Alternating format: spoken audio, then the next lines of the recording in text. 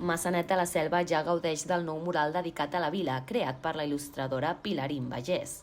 Es tracta d'un dibuix que representa els elements més emblemàtics del poble, així com el paisatge, les entitats i la seva gent. La idea és no s'hi veu ningú estrictament reflectit, és a dir, no és un mural que reflecteixi una persona concreta de Maçanet, sinó que ens intenta reflectir o integrar a tots, no?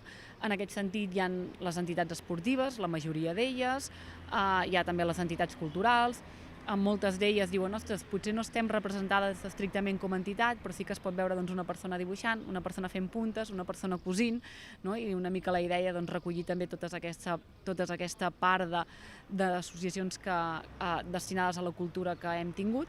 I llavors també hi ha dos elements molt divertits, que és, ella ha recollit una mica els espais més emblemàtics, no? Hi ha el castell de Torcafaió, hi ha l'església, hi ha la pista jardí, hi ha Martorell, hi ha Torre Marata, però llavors també ens ha reflectit una mica la història, no? Amb els anys que hem tingut a Maçanet. Vam tenir els ibers, vam tenir els feudals, vam tenir pagesos, no? I llavors els ha acabat plasmant amb una història dibuixant una mica l'evolució amb el pas del temps.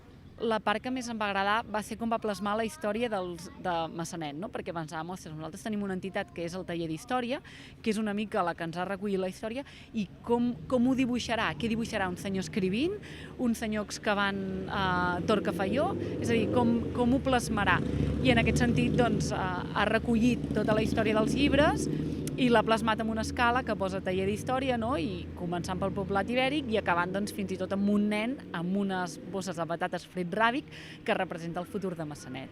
Sempre veus gent aquí mirant-s'ho, no? I llavors també quan discutíem una mica l'espai d'on l'ubiquem, on el posem, on el veurà més gent, ens va sortir la idea de posar-ho a Can Faió, de posar-lo a l'entorn de la pista jardí, una mica fins i tot a les escoles, però llavors hi ha un moment que dius, ostres, tot ho posem a la resta d'edificis municipals i l'Ajuntament, que és la casa de tots, en aquest sentit no hi ha cap dibuix que representi una mica tot el poble.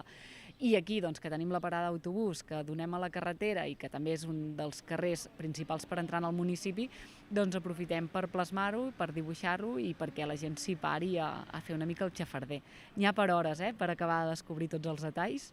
El mural té unes dimensions de 6 metres de llargada i 4 d'alçada. Està fet d'un material que permetrà que duri en el temps i que no s'esborri amb les pluges. Un cop més, l'artista Pilarín Bagés plasma la història d'un municipi a través de la pintura. Aquest és un servei que la Ninotaire de Vic ja ha assumit en una trentena d'ajuntaments arreu de Catalunya.